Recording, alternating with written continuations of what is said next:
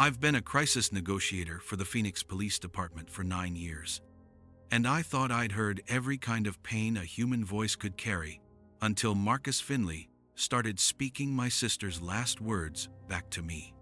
My name is Elena Vasquez, and I've talked down 43 people from the edge of something they couldn't come back from. Suicide attempts, hostage situations, domestic standoffs, you name it. I've been the voice in their ear when the world felt like it was ending. The job requires a specific kind of detachment. You learn to compartmentalize, to keep your own trauma locked away while you guide someone else through theirs.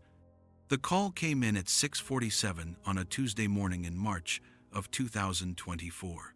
Shots fired, barricaded subject, residential neighborhood off 32nd Street and Thomas, the kind of quiet suburb where the biggest crime is usually stolen Amazon packages. I was finishing my coffee in the department break room when my pager buzzed. "Vasquez, we need you on Elm Avenue," Tactical Commander Derek Hoffman said when I called in. His voice had that tight quality it got during active situations. Guy's been holed up in his house for 3 hours. Fired twice at responding officers. No one hit. Neighbors say he's been acting strange for weeks. I grabbed my gear and drove through the pre-dawn darkness, my mind already shifting into that calm, analytical state the job required. The house was a modest ranch-style home with a small front yard, now lit up like a movie set with police floodlights. Squad cars formed a perimeter, 2 houses deep in each direction. I could see the tactical team positioned behind their armored vehicle, waiting. "What do we know about him?" I asked Hoffman, as I set up my equipment in the command post, a converted RV parked across the street. "Marcus Finley, 34, works night security at a warehouse. No prior arrests, no domestic violence calls to this address. Neighbors describe him as quiet, keeps to himself." Hoffman handed me a thin file. "Lost his job 2 weeks ago. That might be our trigger." I established contact at 7:15. The phone rang 6 times before he picked up. "Marcus, this is Elena Vasquez with the Phoenix Police Department. I'm here to listen to whatever you need to say." His voice, when it came, was soft and eerily calm. "Elena Vasquez, crisis negotiator, 9 years on the job, 43 successful interventions." That stopped me cold. We hadn't released those details to anyone outside the department. "That's right, Marcus. I'm here to help. Can you tell me what's happening today?" "You want to help." There was something strange about his cadence, like he was tasting each word before he spoke it. That's what you do. You mirror people.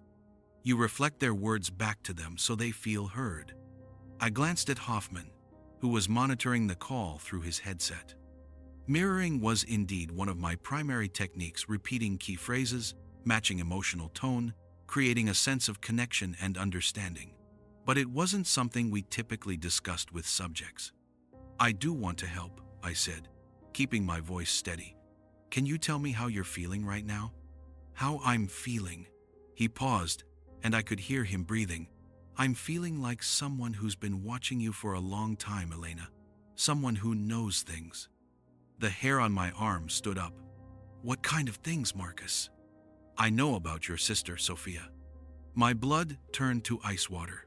I hadn't spoken my sister's name to anyone at work, ever. Sophia had died 15 years ago, when I was 19 and she was 16. It was why I became a crisis negotiator too late to save her, but maybe I could save someone else. "I don't know what you think you know," I managed to say. Sophia Elena Vasquez, born June 15, 1988, died by suicide October 12, 2009. His voice was still that same unsettling calm. She jumped from the Tempe Town Lake Bridge at 3:27 in the morning. I looked around the command post. Hoffman was staring at me, concern creasing his forehead. 2 other officers were monitoring radio traffic. None of them could hear Marcus's side of the conversation, but they could see the color draining from my face. "How do you know that?" I whispered. "You were supposed to meet her that night," Marcus continued. And now his voice was taking on a different quality, softer, younger, more familiar. At the IHOP on Mill Avenue. You were 20 minutes late because you stopped to get gas and the pump was slow. My hands started shaking. That detail about the gas pump I'd never told anyone. The guilt had eaten at me for years. If I'd been on time, if I'd been there when Sophia needed me, maybe she'd still be alive. When you got to the restaurant, she wasn't there, Marcus said. And now, he sounded exactly like Sophia. The same slight rasp from childhood asthma. The same way she emphasized certain syllables. You called her phone 17 times. It went straight to voicemail. Stop, I said. Her last text to you was, I can't do this anymore, Elena. Tell Mom and Dad I'm sorry.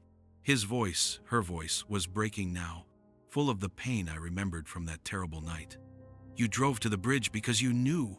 You always knew where she went when she needed to think. I was crying now, trying to keep my voice professional. Marcus, we need to focus on you, on what's happening today. But you got there too late.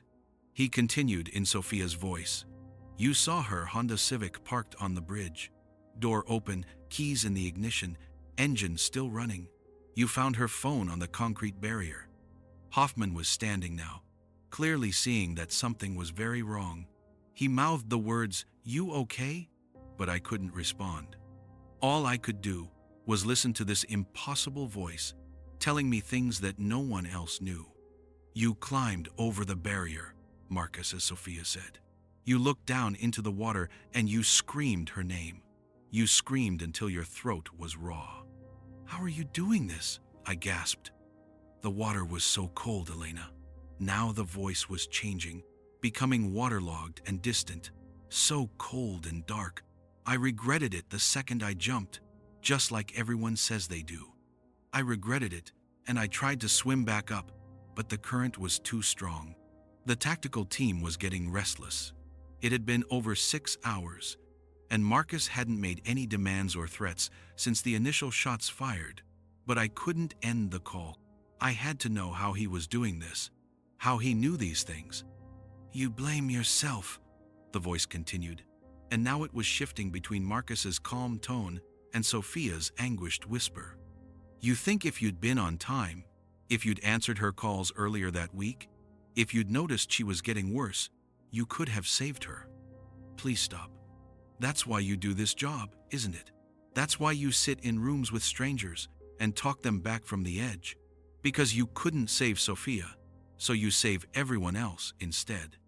Hoffman was behind me now, his hand on my shoulder. Elena, what's he saying to you? I couldn't answer. Marcus was laughing now, but it was Sophia's laugh, bright and genuine. The way she used to laugh at stupid movies we'd watch together on Friday nights. Remember our last conversation? The voice asked, and now it was purely Sophia again. 3 days before I died, you came to my room because Mom was worried I wasn't eating. I was lying on my bed staring at the ceiling. I remembered. God, I remembered everything. You asked me what was wrong, and I said I felt like I was drowning, even when I was breathing. You sat next to me, and you held my hand, and you said, I said I'd always be there for you. I finished, my voice barely audible. But you weren't, Sophia's voice said, and the pain in it was unbearable. I needed you that night, and you weren't there. That's when I heard the gunshot from inside the house. The tactical team moved immediately, breaching the front door with practiced efficiency. I followed behind them, my legs shaking, my heart hammering against my ribs. We found Marcus Finley in the living room, slumped in a recliner, with a single gunshot wound to the head. A .38 revolver had fallen from his right hand onto the carpet. Blood spattered the wall behind him, but his face was peaceful, almost serene. But that wasn't the worst part. The worst part was the shrine. Covering an entire wall of the living room were photographs of me, pictures from my childhood, my police academy graduation, candid shots taken from a distance over the years. And in the center, enlarged and mounted in an ornate frame, was a photograph I'd never seen before but recognized immediately. It was Sophia and me, taken on her 16th birthday. We were sitting by the lake at Papago Park, both smiling at the camera. But I'd never seen this picture before, because I wasn't the one who took it. Someone else had been there that day, watching us. Someone who had been watching me for much longer than I realized. They found Marcus Finley's journal during the investigation. Page after page of detailed observations about my daily routines, my cases, my personal life. He'd been following me for over 2 years, learning everything he could about me, somehow even discovering details about Sophia's death that weren't in any official record. The department insisted I take administrative leave for psychological evaluation. The official report listed the incident as a suicide following prolonged stalking behavior. Case closed. But I know what I heard in that house. I heard my sister's voice, speaking through a man who had never met her, telling me things he couldn't possibly have known. And in those final moments before the gunshot, I heard something else, a whisper so faint, I almost missed it. I forgive you, Elena. I don't know if that was Sophia, or Marcus, or something else entirely. I don't know how any of it was possible. But I know that for the first time in 15 years, the weight I'd been carrying felt just a little bit lighter. I've been back on the job for 6 months now, and I'm still good at what I do. Still saving people from the edge. But sometimes, late at night when I'm alone with my thoughts, I wonder if Marcus Finley was right about why I do this work. And sometimes I wonder who else might be watching, waiting to tell me things I thought I'd buried forever.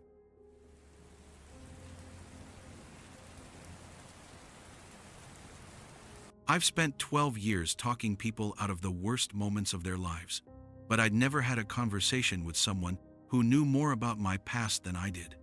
My name is Raymond Patel, and I'm a crisis negotiator with the Detroit Police Department's Special Response Team. Before the badge, I did 2 tours in Afghanistan with the 101st Airborne. The transition from soldier to cop felt natural. Both jobs require you to stay calm when everything around you is falling apart. Both jobs leave marks you don't talk about at dinner parties. The call came in at 11:37 on a Thursday morning in September of 2024. Armed robbery in progress at First National Bank on Jefferson Avenue, downtown Detroit. 3 hostages, 1 gunman, demands unknown. I was reviewing case files when my radio crackled to life. Patel, we need you at First National. Active hostage situation. Subject claims to be former military. Lieutenant Nicole Wright's voice was crisp and professional. She was FBI liaison, assigned to our unit 6 months ago. Good cop, better at reading people than most agents I'd worked with. Copy that. Any intel on the subject? Carl Brennan, 38, unemployed construction worker. Neighbors say he's been acting erratic since losing his job last month. That's all we have so far. I drove through the maze of downtown Detroit, passing empty lots where buildings used to stand and new construction trying to breathe life back into the city. The bank sat on a corner that had seen better decades-old limestone facade, brass fixtures tarnished green, the kind of place that still used paper deposit slips. The scene was controlled chaos. Squad cars formed a perimeter, tactical officers positioned at strategic points, ambulances standing by. I set up my equipment in the mobile command unit, a converted panel van that smelled like stale coffee and stress sweat. What's the layout? I asked Wright as I tested my headset. Single story, main lobby with teller stations along the east wall, 3 civilians inside, 2 customers, 1 employee. Subject has them in the center of the lobby, away from windows. She handed me a floor plan marked with red X's. He fired 2 warning shots when patrol arrived, but no one's been hurt. I dialed the bank's main line at 12:05. It rang 4 times before he picked up. This is Raymond Patel with the Detroit Police. I'm here to listen to whatever you need to say. His voice was steady, controlled, not the panicked rambling I usually heard from people in crisis. Raymond Patel. That's an interesting name. Indian father, American mother? The personal question caught me off guard, but I rolled with it. Building rapport meant meeting people where they were. That's right. My name's not important, though. What's yours? Carl Brennan, Staff Sergeant, United States Army, discharged 2012. There was pride in his voice, the way veterans talked when they wanted you to know they'd served. You military, Raymond? I am. 101st Airborne. 2 tours in Afghanistan. Afghanistan. He said it like he was tasting the word. Helmand Province? My blood chilled slightly. Helmand wasn't something we typically shared with the public. It was the most dangerous region, where the hardest fighting happened. That's right. You served there too? Oh yes. I know Helmand very well. His voice had taken on a different quality, almost nostalgic. Forward, Operating Base Schenck. You were there in 2007, weren't you? Charlie Company, 2nd Battalion. I glanced at Wright, who was monitoring the call through her own headset. She raised an eyebrow, clearly hearing something that concerned her. The details Carl was citing weren't in any public record. Unit assignments, especially at the company level, were military intelligence. How do you know that? I asked. Because I was there too, Raymond. Same unit, same time. Don't you remember me? I didn't. Charlie Company had over 100 soldiers during my deployment. Faces blurred together after 17 years, especially faces you'd tried hard to forget. Refresh my memory, I said, keeping my voice neutral. Operation Copper Mountain, March 15th, 2007. Patrol in Sector 77 Alpha. His voice dropped to barely above a whisper. You remember that day, don't you, Raymond? My hands started shaking. Operation Copper Mountain wasn't in any official record, because officially, it never happened. It was a black op, classified beyond any clearance level I'd ever heard of. We'd been told to forget it happened, told that discussing it would result in court-martial and federal prosecution. I don't know what you're talking about, I lied. The village, Carl continued, and now his voice sounded exactly like mine. Same cadence, same slight Michigan accent I'd developed since moving to Detroit. 37 civilians. Women and children mostly. The intelligence was wrong, Raymond. There were no weapons caches, no Taliban fighters, just families. Wright was staring at me now, her face pale. She could hear my side of the conversation getting increasingly agitated, but she couldn't hear the impossible things Carl was telling me. We were ordered to neutralize the threat, Carl said in my voice. But there was no threat, was there? Just people trying to survive in a war zone. Stop, I whispered. You were the first one to realize what we'd done. You went house to house, checking for survivors. Do you remember what you found in the blue house at the end of the street? I remembered. God help me, I remembered everything. The blue house with the wooden door hanging off its hinges. The family huddled in the back room, mother, father, 3 children, all dead. All killed by American bullets. The little girl, Carl continued. And now he wasn't using my voice anymore. He was using hers, the voice of a 6-year-old Afghan girl I'd heard crying in my dreams for 17 years. She was still alive when you found her, wasn't she, Raymond? Still breathing. I was hyperventilating now, my vision tunneling. Wright had her hand on my shoulder, asking if I was okay, but I couldn't respond. All I could hear was that little girl's voice coming through the phone. You held her while she died, the voice continued. You whispered to her in English because you didn't know Pashto. You told her it would be okay, even though you knew it wouldn't be. How do you know this? I gasped. Because I was there, Raymond.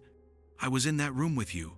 Now the voice was shifting between Carl's and the little girl's, creating a horrific harmony that made my skin crawl. I watched you cry over her body. I watched you promise her ghost that you'd spend the rest of your life making up for what we'd done. Wright was on her radio now, calling for backup negotiators, clearly seeing that something was very wrong with me. But I couldn't stop listening. I had to know how Carl knew these things. The cover-up happened within hours, the voice continued. Official records showed no civilian casualties. The village was listed as a successful raid on a Taliban weapons depot. Everyone who was there was sworn to secrecy and transferred to different units within the week. That was all true, every word of it. But you never forgot, did you, Raymond? That's why you became a crisis negotiator. You couldn't save that little girl, so you save everyone else instead. It was exactly what I'd told myself every day for 17 years. The exact words I used to justify my career choice, my dedication to talking people out of desperate situations. You think if you save enough lives, it'll balance the scales, the voice said. Now purely the little girl again.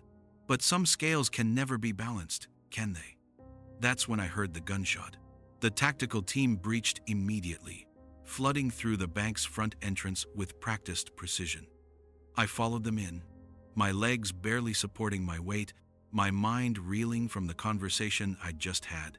We found Carl Brennan in the center of the lobby, surrounded by the 3 hostages. They were all unharmed, sitting calmly on the floor with their hands visible. Carl was on his back, a single gunshot wound to his right temple, a Glock 19 lying next to his outstretched hand. But here's the thing that still keeps me awake at night. The hostages all said the same thing. They said Carl never spoke to anyone on the phone. They said he'd been sitting quietly in the middle of the lobby for the entire 6 hours, staring at the ceiling, not moving, not speaking. They said his lips never moved once. During the post-incident investigation, FBI ran Carl Brennan's background. No military service, no deployment to Afghanistan, no record of him ever leaving the state of Michigan. The man I'd spent 6 hours talking to about classified military operations had never been in the military at all. But somehow, he knew everything about Operation Copper Mountain, every detail about that day in Helmand Province, every word I'd whispered to a dying child in a language she couldn't understand. The official report listed the incident as a successful negotiation ending in subject suicide. Case closed. But Wright pulled me aside after the investigation was complete. Those details he mentioned, she said quietly. The operation in Afghanistan. I looked into it through federal channels. There's no record of any Operation Copper Mountain. No record of any civilian casualties in Sector 77 Alpha on March 15, 2007. I know, I said. So how did he know about it? I couldn't answer her then, and I can't answer her now. All I know is that somewhere in Detroit, there's a case file with my name on it that lists me as the primary negotiator in a successful hostage resolution. And somewhere else, in files that don't officially exist, there are records of things that never officially happened. Things that a dead construction worker somehow knew more about than the people who lived through them. I still do the job, still talk people back from the edge, but sometimes, late at night when the phone rings, I wonder who's really going to be on the other end of the line. And I wonder what other secrets they might know about me that I thought were buried forever.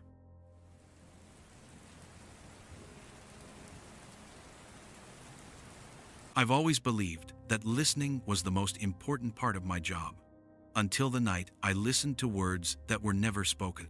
My name is Amanda Sullivan, and I'm a crisis negotiator with the Austin Police Department's Crisis Response Team.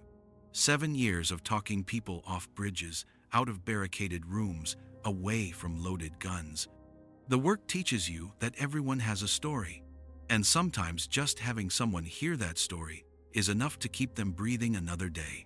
Interstate 35 cuts through Austin like a concrete river, and the overpass at Ben White Boulevard has become one of our most frequent call locations. It's high enough to be lethal, isolated enough for people to feel alone with their despair, and visible enough that someone usually calls it in before it's too late. I've responded to that bridge 17 times in my career. 16 successful interventions. This was number 17. The call came in at 2:13 on a Tuesday morning in October of 2024. Female subject on the overpass, appeared to be in distress. Caller reported seeing her climb over the safety barrier. I was finishing paperwork at the station when my supervisor, Brian Chandler, found me in the break room. "Sullivan, we need you on 35. Possible jumper on the Ben White overpass." "Copy that. Any details on the subject?" "Anonymous 911 call about 10 minutes ago. Female, mid-30s. Been out there for at least 20 minutes according to the caller." He handed me my gear bag. "Traffic's being diverted, but you know how that overpass island. She's got a clear drop to the highway below." I drove through the empty Austin streets, my mind shifting into the calm, analytical state the job required. The overpass was bathed in the harsh white light of police floods by the time I arrived. Squad cars blocked both ends of the bridge, officers maintaining a safe perimeter. I could see her silhouetted against the lights, a woman in a dark jacket, sitting on the wrong side of the barrier, with her legs dangling over the edge. My mobile command post was a modified SUV, parked 50 yards back from the barrier. I set up my equipment and tested the connection. The phone they'd given her was a direct line to me. No dispatcher, no recording, except for the backup system that captured everything for quality assurance. "My name is Amanda Sullivan with the Austin Police Department. I'm here to listen to you. Can you tell me your name?" "Diane." Her voice was soft, tired. "Diane Kessler." "Diane, that's a beautiful name. I'm Amanda. Can you tell me what brought you out here tonight?" "I just can't do this anymore, Amanda. Everything feels so heavy, like I'm carrying the weight of everyone else's pain." Active listening was my specialty. Mirror their words, reflect their emotions, create a connection that makes them feel heard and understood. "You're feeling like you're carrying everyone else's pain, Diane. That sounds exhausting." I see things, Amanda. Things other people don't see. Things I wish I couldn't see." "You see things that other people don't see," I repeated back to her. "That must make you feel very alone. The missing children, the ones who never make it home." Her voice was getting softer, more distant. "I see where they end up. I see what happens to them." I felt a chill that had nothing to do with the October air. "You're telling me about missing children, Diane. That must be very frightening for you." But as I said it, something felt wrong. I was using my standard active listening technique, repeating back what I'd heard to show I was engaged, but the words coming out of my mouth didn't match what she'd just said. She'd mentioned feeling heavy, carrying pain. When had she said anything about missing children? The little girl in Beaumont, Sarah Michelle Hartley, 7 years old. Diane's voice was becoming more fragmented, like she was struggling to stay focused. "She's been missing for 3 days now. She's in the warehouse district, Amanda, the red brick building with the broken windows." "You're concerned about Sarah Michelle Hartley in Beaumont," I heard myself say. "You want someone to check the red brick building with broken windows." But I knew I was making a mistake. That wasn't what she'd said, was it? I glanced at Chandler, who was monitoring the call from outside the command post. He gave me a thumbs up, indicating I was doing well. And the boy in Dallas, Tommy Chen, 11 years old, missing since last Tuesday. Diane was crying now, her words barely audible. "He's in the storm drains under Industrial Boulevard. He's still alive, but not for much longer." "You're worried about Tommy Chen in Dallas," I repeated, my voice steady despite the growing confusion in my mind. "You think he might be in the storm drains under Industrial Boulevard?" Again, the words felt wrong in my mouth, but I couldn't stop myself from saying them. It was like my training had taken over, forcing me to mirror back information that I wasn't consciously hearing. "There's going to be another one tomorrow night," Diane whispered. "In San Antonio, a teenage girl walking home from work. She takes the shortcut through Brackenridge Park. He'll be waiting by the footbridge at 11:47. "You're concerned about a teenage girl in San Antonio," I said, and now I was starting to panic. Someone waiting by the footbridge in Brackenridge Park at 11:47 tomorrow night. The problem was, I had no memory of Diane saying any of these specific details.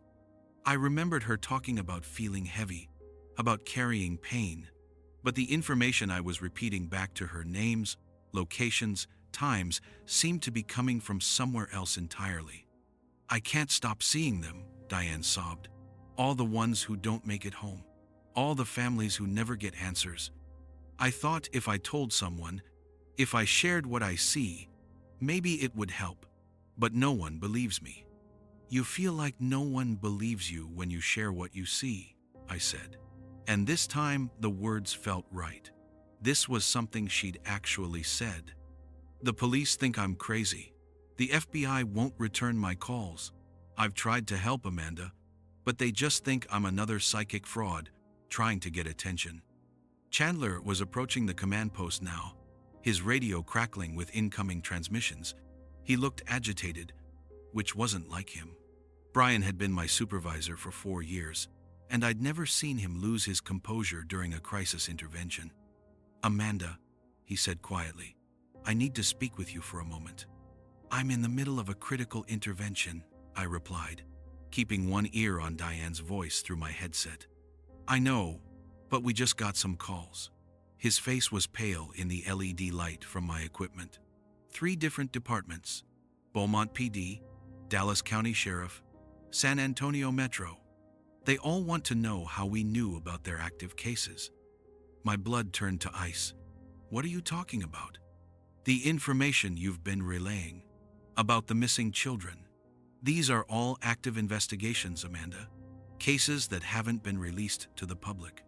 Details that only the investigating officers know. I stared at him, my mind reeling. I've just been repeating back what she's telling me. It's basic active listening technique. That's what I thought too, but I've been monitoring your side of the conversation. He held up a small recording device. Amanda, she hasn't mentioned any names or locations. She's been talking about feeling depressed and overwhelmed.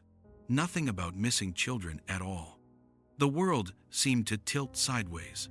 I looked back at the figure on the bridge, still sitting on the wrong side of the barrier, her legs swaying gently in the night breeze. Diane? I said into my headset. Are you still with me? I'm still here, Amanda. Thank you for listening to me. Really listening. Not many people do that anymore. Diane, can you tell me again about what's troubling you tonight? Just the usual things. Work stress, relationship problems, feeling like I'm not making a difference in the world. You know how it island. But even as she said these words, I heard myself responding. You're telling me about the basement in Houston, the man who's been keeping them there for weeks. The house on Maple Street, with the blue shutters and the dead lawn. Chandler grabbed my arm. Amanda, she didn't say any of that. She's talking about work and relationships. I pulled off my headset, my hands shaking. I can hear her talking about the cases, Brian. Missing children, specific addresses, times and dates. How can you not hear it? Because she's not saying those things. His voice was gentle but firm. Amanda, I think you need to step back from this call. But I couldn't step back, because even without the headset, I could still hear Diane's voice in my head, telling me about horrors I'd never imagined, providing details about crimes I'd never investigated, sharing information that somehow, impossibly, was turning out to be accurate. The recording will prove it, I said desperately. When we review the tape, you'll hear what she's really saying. Chandler's expression was grim. We'll see. An hour later, after another negotiator had successfully talked Diane down from the bridge, and she'd been taken for psychiatric evaluation, we sat in the station reviewing the audio. I listened with growing horror as the playback revealed exactly what Chandler had said, a woman talking about depression and life stress, and my voice responding with detailed information about missing persons cases across Texas. Information that, according to follow-up calls from other departments, was proving to be disturbingly accurate. The official report listed the incident as a successful suicide intervention with audio equipment malfunction during negotiation. My supervisor recommended I take a few days off, get some rest, maybe see the department counselor. But I know what I heard that night. I know that somehow Diane Kessler was telling me about crimes and victims and horrors that she should have had no way of knowing about, and I know that I was hearing her words even when she wasn't speaking them. The follow-up reports came in over the next week. Sarah Michelle Hartley was found alive in the warehouse district in Beaumont, exactly where I'd said she would be. Tommy Chen was rescued from the storm drains in Dallas. The potential victim in San Antonio was warned about the danger at Brackenridge Park, and a suspect was arrested. 3 lives saved because of information I'd somehow extracted from a woman who, according to every recording and witness, had never said a word about any of it. I still work crisis intervention, and I'm still good at my job, but sometimes, when I'm using active listening techniques with a caller in distress, I hear things they're not saying. And sometimes, those things turn out to be true. I've stopped mentioning it in my reports. The department doesn't need to know that their crisis negotiator might be losing her grip on reality. But late at night, when I'm reviewing case files and incident reports, I wonder how many other voices I've been hearing that exist only in the spaces between words. And I wonder what else Diane Kessler might have told me, if I'd been brave enough to keep listening.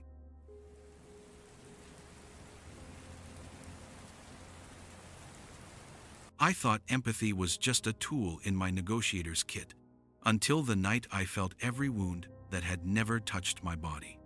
My name is Victor Larson, and I've been a crisis negotiator with the New Mexico State Police for 8 years.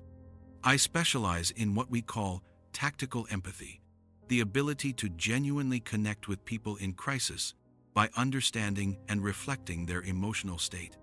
It's not manipulation. It's authentic human connection in the darkest moments of someone's life. At least, that's what I believed, until the incident at the Desert Rose Motel. Route 66 cuts through New Mexico like a ghost highway, lined with the remnants of America's road trip dreams. The Desert Rose Motel sits 40 miles east of Albuquerque, a collection of pink stucco rooms that haven't seen better days since the 70s. Most of our calls out there involve overdoses or domestic disputes, the kind of desperation that grows in the spaces between small towns. The call came in at 9:37 on a Friday night in November of 2024. Armed subject barricaded in room 14, shots fired, possible hostage situation. I was reviewing case files at the Gallup substation when my radio crackled to life. Larson, we need you at the Desert Rose. Subject's been holed up for 3 hours, fired at responding officers, claims to have explosives. Copy that. Any intel on the subject? Gregory Nash, 28, drifter from Colorado. Motel clerk says he checked in 2 days ago, paid cash, kept to himself. That's all we have. The drive took 45 minutes through the desert darkness, past shuttered trading posts and abandoned gas stations. The Desert Rose looked exactly like what it was, a place where people went to disappear. Police units had formed a perimeter around the motel, their red and blue lights painting the pink walls in alternating colors. Room 14 was on the end, its curtains drawn tight, a single lamp casting shadows on the closed door. Paramedic Jessica Tran met me at the command post, a modified RV parked across the highway. Subject fired 6 rounds when the first units arrived. She briefed me. No one injured, but he's got some kind of grievance against law enforcement. Keeps shouting about being hunted. Any hostages confirmed? Unknown. He mentioned someone being with him, but we haven't been able to verify. She handed me a headset. Phone line's been established. He's answered twice, but hung up both times. I dialed room 14 at 10:15. The phone rang 8 times before he picked up. Gregory, this is Victor Larson with the New Mexico State Police. I'd like to talk to you. His voice was raw, exhausted. They sent a negotiator. That means they think I'm crazy. I don't think you're crazy, Gregory. I think you're scared. Can you tell me what's frightening you? You wouldn't understand. None of you understand what it's like to carry someone else's pain. Tactical empathy required me to connect with his emotional state, to genuinely feel what he was feeling. You feel like you're carrying someone else's pain, Gregory. That sounds overwhelming. As I spoke those words, something strange happened.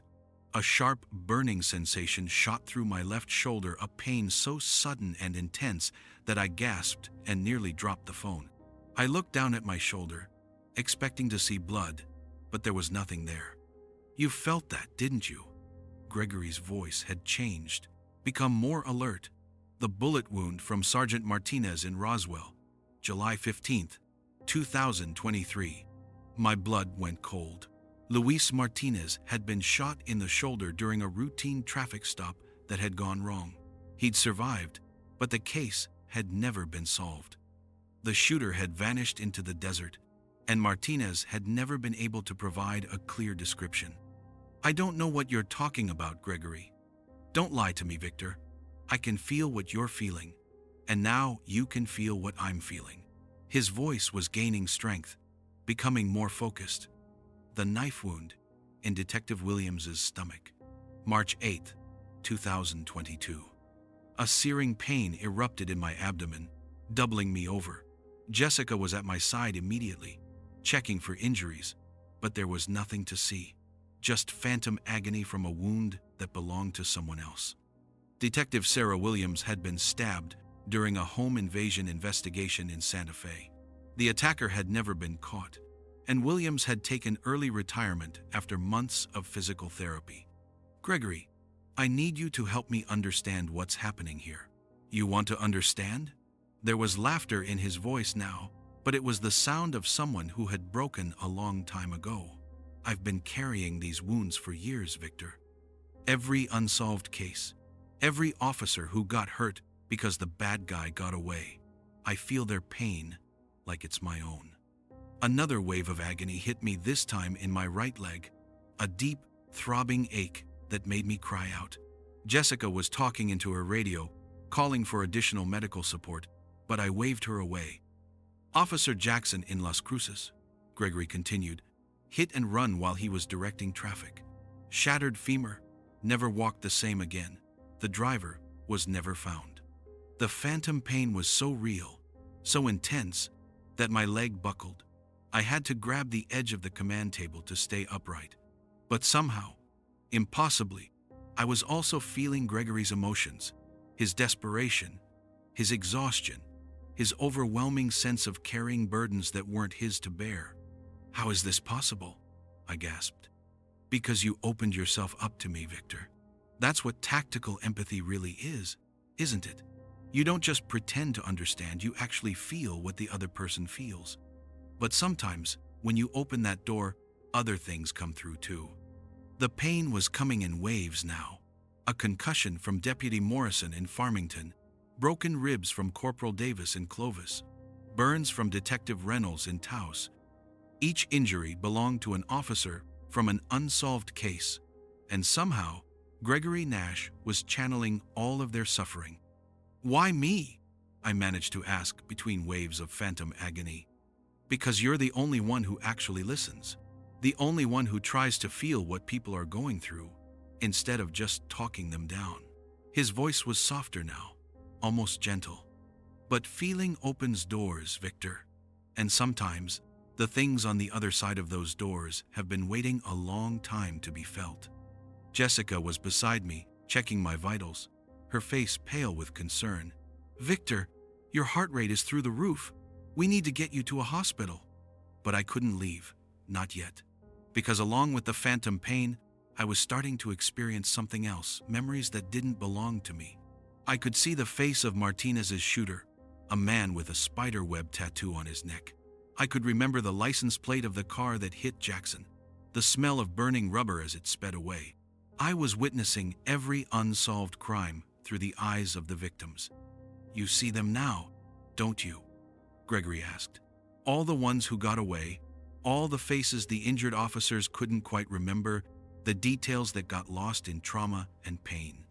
The spiderweb tattoo, I whispered. Martinez's shooter. He had a spiderweb tattoo on his neck. And Jackson's hit-and-run driver was in a blue Honda Civic, license plate number Charlie Frank 7981. Detective Williams's attacker had a scar through his left eyebrow, and spoke with a slight accent. The information was flooding through me, now descriptions, license plates, locations, names.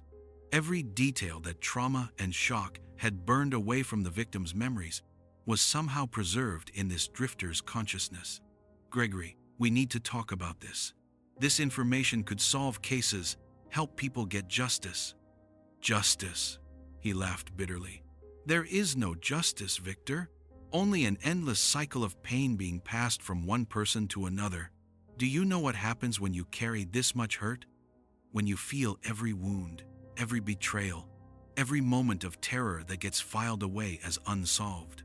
The phantom pain was becoming unbearable now.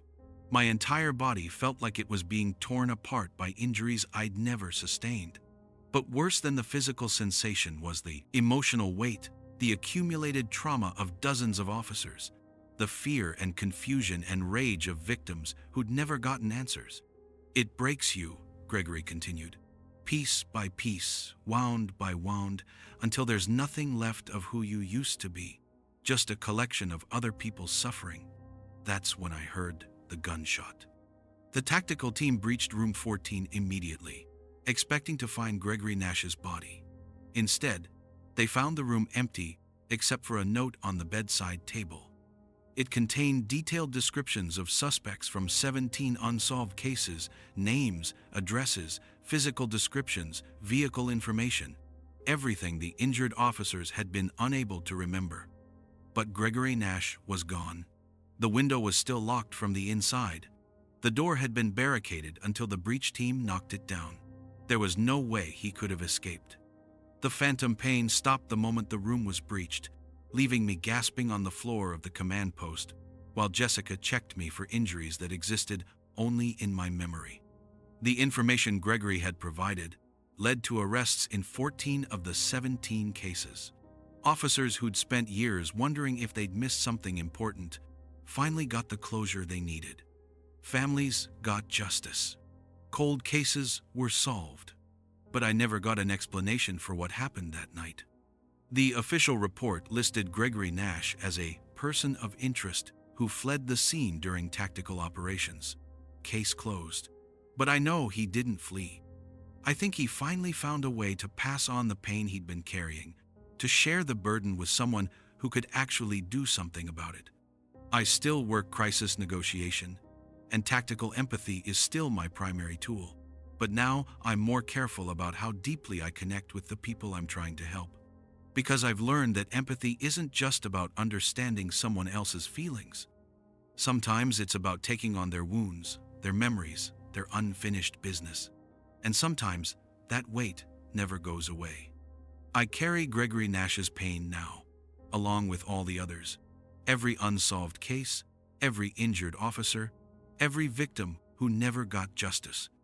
The phantom wounds don't hurt as much as they used to, but they're always there, a reminder that some kinds of empathy come with a price. And late at night, when I'm alone, with case files spread across my desk, I wonder if Gregory Nash is finally at peace, or if he's still out there somewhere, looking for the next person willing to share the load.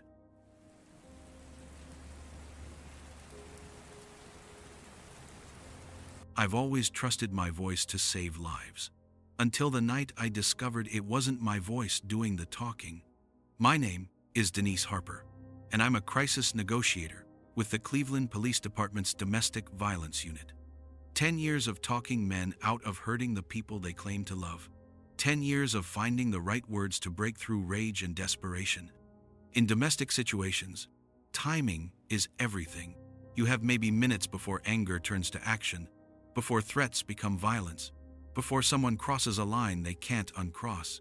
The Riverside Gardens apartment complex sits in Cleveland's central neighborhood, a collection of 3-story brick buildings that house families trying to make it on minimum wage and government assistance. The walls are thin, the hallways echo with arguments and crying children, and we get called there at least twice a week. Usually it's noise complaints or welfare checks, but sometimes it's something more serious. The call came in at 11:43. On a Thursday night in December of 2024. Domestic violence in progress. Apartment 207. Female caller reporting that her boyfriend was threatening to kill her. I was finishing reports at the station when dispatch put the call through to my unit. Harper, we need you at Riverside Gardens. Male subject barricaded with female victim, making threats. Patrols on scene but can't get close. He's got a knife. Copy that. What's the history on this address? 3 prior domestic calls this year, all involving the same couple. Troy Madison, 32, unemployed. Samantha Kim, 27, works at the grocery store on Lorraine. No weapons charges on file, but neighbors report escalating arguments over the past month. I grabbed my gear and drove through the December slush. Cleveland's winter pressing down like a gray blanket over the city. Riverside Gardens looked like every other low-income complex in the area. Tired brick facades, broken streetlights, laundry hanging from fire escapes, despite the cold. Patrol units had cordoned off the building, officers positioned at both stairwells. The apartment in question was on the 2nd floor, corner unit with windows facing the parking lot. I could see shadows moving behind the drawn curtains, backlit by the harsh fluorescent light from inside. Evidence technician Frank Russo met me at the command post. A modified van parked across the street. Subject's been making threats for about an hour, he briefed me. Victim called 911 from the bathroom, said he's got a kitchen knife and won't let her leave. We've established phone contact, but he hangs up every few minutes. Any demands? Nothing specific. Just keeps saying everyone's against him, that he's got nothing left to lose. Frank handed me a headset. Building security footage is still running. We're recording everything in case this goes sideways. I dialed the apartment at 12:05. Troy answered on the 2nd ring.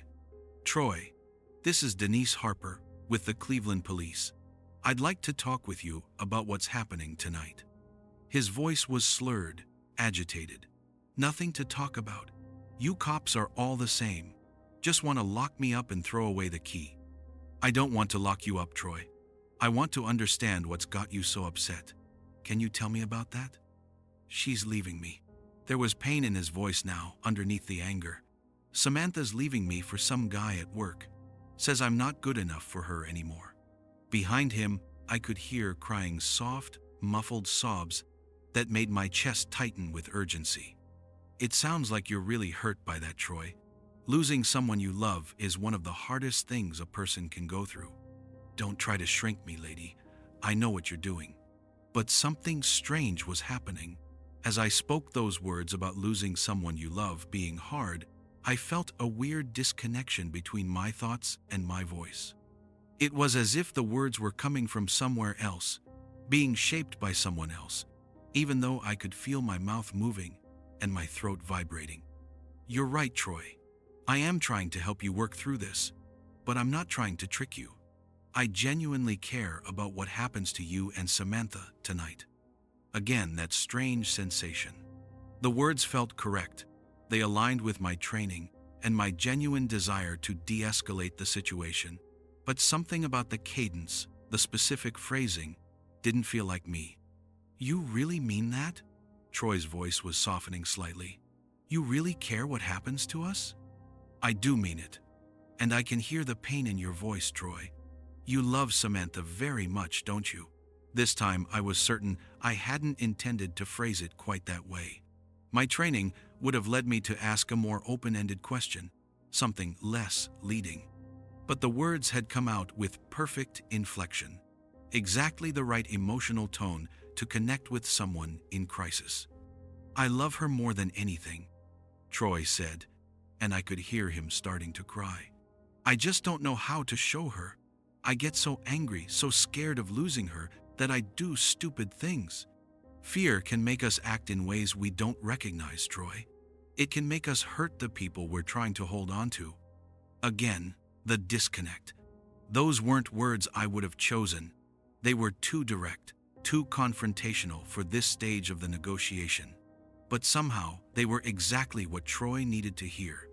That's exactly right, he said, his voice breaking. I keep pushing her away because I'm scared she'll leave on her own, but that just makes her want to leave more. Frank was watching me through the van's window, giving me thumbs up. From his perspective, I was conducting a textbook de-escalation, saying exactly the right things at exactly the right moments. But I was becoming increasingly certain that I wasn't the one choosing these words. Troy, can you put the knife down for me? I think Samantha would feel safer if you did that. I definitely hadn't intended to bring up the weapon yet. Too early in the negotiation, too risky. But somehow, the words had come out of my mouth with complete confidence, as if I knew exactly how Troy would respond. Yeah, he said quietly. Yeah, I can do that. I don't want to scare her anymore. Through the apartment window, I could see Troy's silhouette moving away from where Samantha was huddled in the corner. His posture had changed, becoming less aggressive, more defeated. That's really good, Troy. That shows Samantha that you're in control of your actions, that you're choosing to make good decisions even when you're upset. The words kept coming, each phrase perfectly calibrated to reinforce Troy's positive behavior while addressing his underlying emotional needs. But I was becoming increasingly disturbed by the feeling that someone else was speaking through me. Denise? Troy's voice was calmer now, almost conversational. Can I ask you something?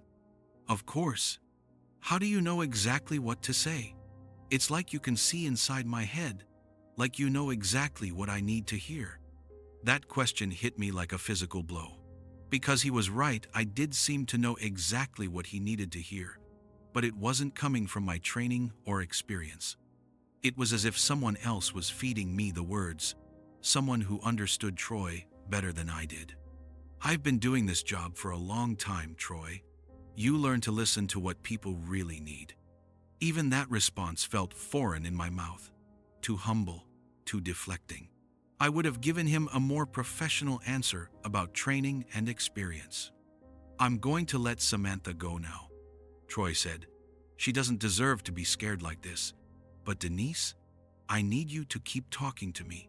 Your voice is the only thing keeping me sane right now. Through the window, I watched Troy's silhouette move toward the door.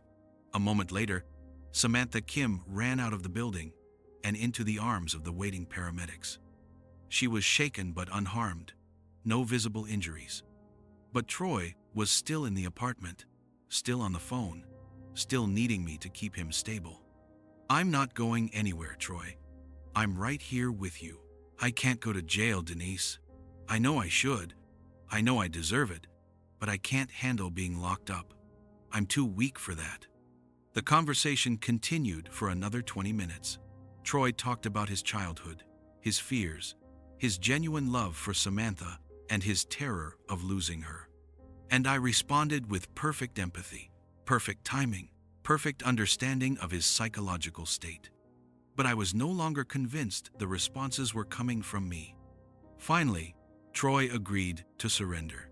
He walked out of the apartment with his hands visible, no weapons, no resistance. A textbook successful negotiation. It wasn't until 3 days later that Frank Russo called me into his office to review the security footage. Denise, I need you to look at something. The building's surveillance system captured the entire incident from multiple angles. He queued up the footage from a camera positioned in the hallway outside apartment 207. The angle showed Troy through the partially open door, and because of the way the audio was positioned, we could hear both sides of our phone conversation. Listen to this part, Frank said, advancing to the crucial moment when Troy had started to calm down. This is where you said fear can make us act in ways we don't recognize. On the video, I could see Troy standing in the apartment doorway, phone pressed to his ear, and I could hear my voice saying those words. But Troy's lips were moving in perfect synchronization with my speech, while the audio clearly showed that the words were coming from his direction, not from the phone. That's impossible, I whispered. Frank played it again. Same result. During the most critical moments of the de-escalation, when I was saying exactly the right things to calm Troy down, the security footage showed him speaking my words while I remained silent on the other end of the line. "There's more," Frank said grimly. He fast-forwarded to several other key moments in the conversation. Each time, the same thing. Troy's lips moving in perfect sync with words that sounded like my voice, but were clearly coming from his mouth. "The audio analysis confirms it," Frank continued. "During approximately 18 minutes of the 37-minute conversation, the voice patterns matched Troy Madison, not you. But somehow, he was speaking with your exact intonation, your speech patterns, your vocabulary." I stared at the screen, watching this impossible thing replay over and over.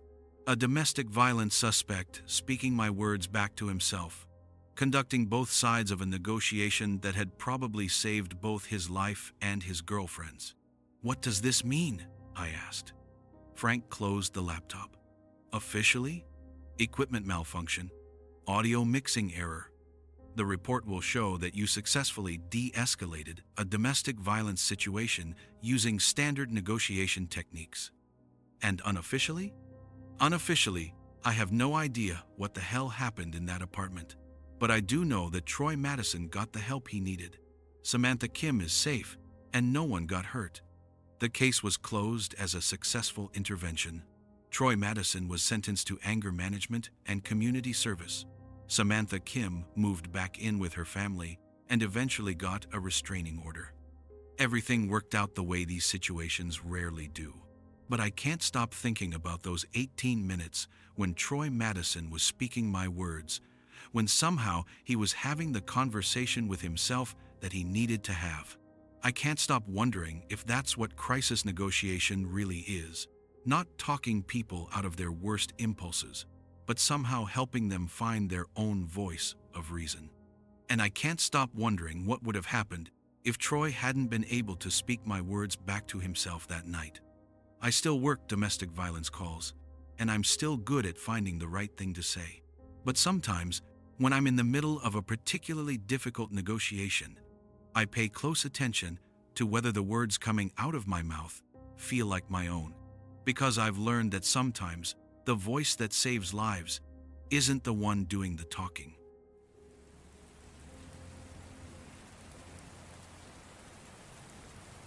I've always been meticulous about documentation, keeping detailed logs of every conversation, every breakthrough, every setback, until I discovered I'd been documenting conversations that never happened.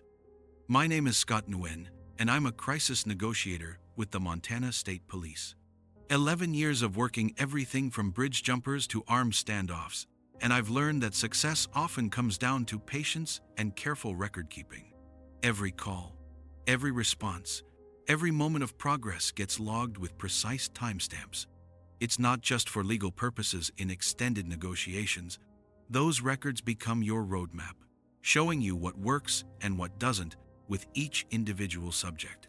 Rural Montana presents unique challenges for law enforcement.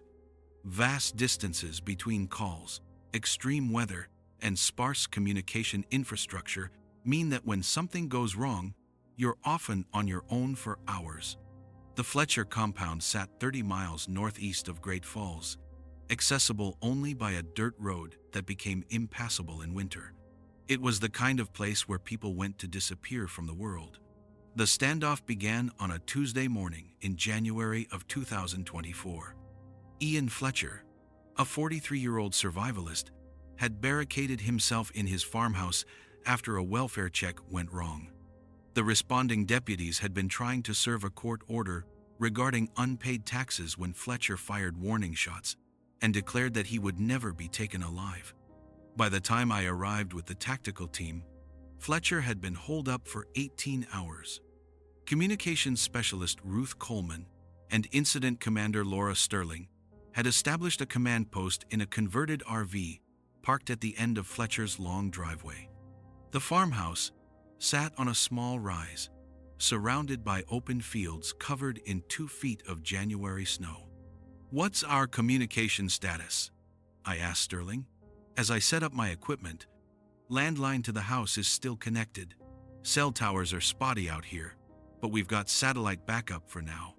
Weather Service is predicting a major storm system moving through in the next 48 hours. Ruth handed me a headset and a thick logbook. I've been trying to reach him every hour since yesterday. He's answered twice, both times just to tell us to leave him alone. I established contact with Fletcher at 14:30 hours on day 1. He was suspicious, angry, convinced that the government was trying to steal his land and destroy his way of life. Standard sovereign citizen rhetoric, but underneath, I could hear genuine fear and desperation. Ian, this is Scott Wynn with the State Police. I'm here to listen to your concerns and see if we can work this out peacefully. Nothing to work out. Fletcher's voice was gravelly, tired. This is my land. These are my rights. You people need to leave me alone. I logged the conversation meticulously. 14:30 to 14:47 hours. Initial contact established. Subject defensive but communicative. Primary concerns regarding government overreach and property rights. The pattern continued for 3 days.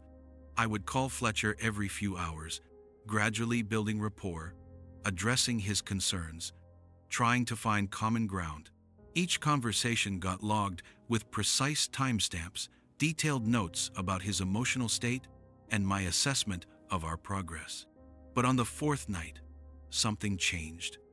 A massive winter storm hit the area around 2200 hours, knocking out power and communications across 3 counties.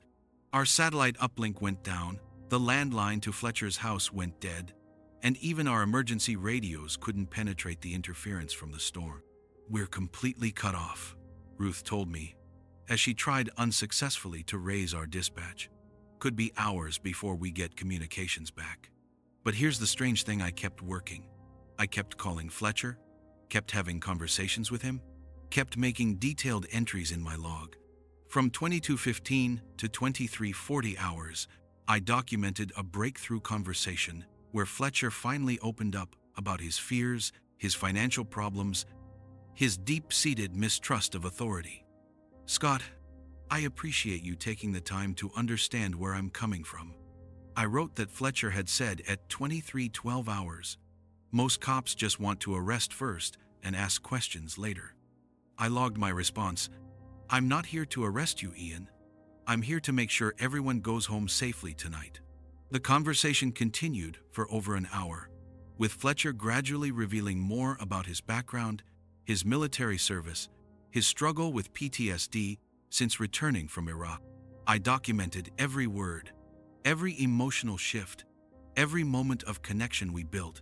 At 23:40, I logged that Fletcher had agreed to consider surrendering in the morning, pending a meeting with a veterans counselor and assurances that he would be treated fairly by the legal system. It felt like the most productive conversation we'd had since the standoff began. When communications came back online the next morning, I immediately called Fletcher to follow up on our breakthrough from the night before. Ian, this is Scott. I wanted to talk about what we discussed last night, about getting you that meeting with a counselor. There was a long pause. What are you talking about? We haven't talked since Tuesday. My blood went cold. Ian, we spoke for over an hour last night. You told me about your service in Iraq, about your financial troubles. I don't know what game you're playing, but we haven't talked in 3 days.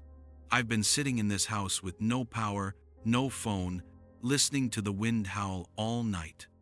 I looked at Ruth, who was monitoring the call. She shrugged, indicating she'd heard nothing unusual in Fletcher's response. The phone lines were down, Ruth whispered to me. Storm knocked out everything from 2200 until about an hour ago. But my logbook told a different story. Page after page of detailed notes, time-stamped conversations, breakthrough moments that had apparently never happened. I flipped through the entries, growing more confused and unsettled with each page. 22:15. Subject discusses childhood trauma related to father's alcoholism. 22:37. Breakthrough moment. Subject admits to feeling abandoned by the system designed to help veterans. 22:59. Subject reveals financial desperation stemming from medical bills for wife's cancer treatment. 23:12. First indication of willingness to consider peaceful resolution. Every entry was in my handwriting. Every timestamp was precise. Every detail was vivid and specific. But according to everyone else at the command post, I'd been sitting in the RV all night, staring out the window at the storm. "Scott, you okay?" Sterling asked, noticing my growing agitation. "You look like you've seen a ghost." I couldn't explain what was happening.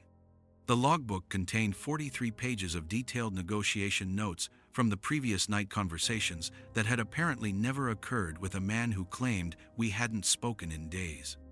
But the strangest part was that the information in those phantom conversations was accurate. When I cautiously brought up Fletcher's military service during our next real conversation, he confirmed he'd served in Iraq. When I mentioned financial stress, he broke down and admitted to facing foreclosure. When I suggested connecting him with a veterans counselor, he showed genuine interest. It was as if the conversations I documented had somehow revealed true information about Fletcher's psychological state and personal history, even though they'd never actually happened. Over the next 2 days, I used the insights from those impossible conversations to guide my real negotiations with Fletcher. Every detail from my phantom logbook proved accurate: his fears, his motivations, his pressure points, his potential path to surrender. On day 6, Fletcher agreed to end the standoff peacefully.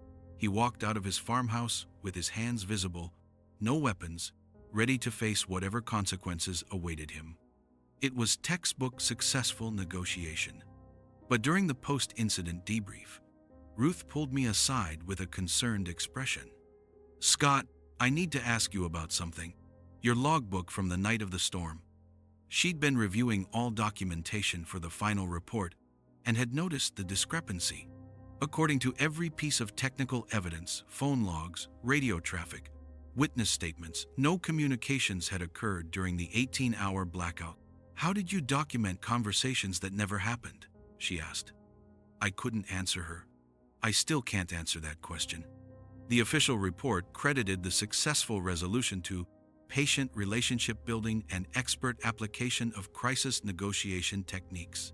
My phantom conversations were quietly omitted from the record, filed away as a documentation error caused by stress and sleep deprivation.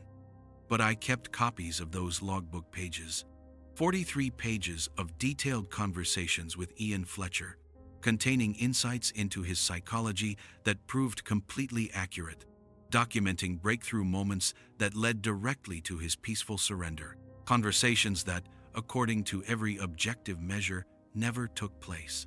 I still work crisis negotiation, and my documentation is still meticulous. But sometimes, during long standoffs in remote locations, I find myself writing things that I don't remember saying, logging conversations that feel more like dreams than reality. And sometimes those dream conversations contain exactly the information I need to save lives. I've stopped questioning it. Some tools of the trade can't be explained, only used. But late at night, when I'm reviewing my logs by lamplight, I wonder what other impossible things I might have documented. And I wonder if Ian Fletcher remembers conversations that never happened, conversations that somehow saved his life anyway.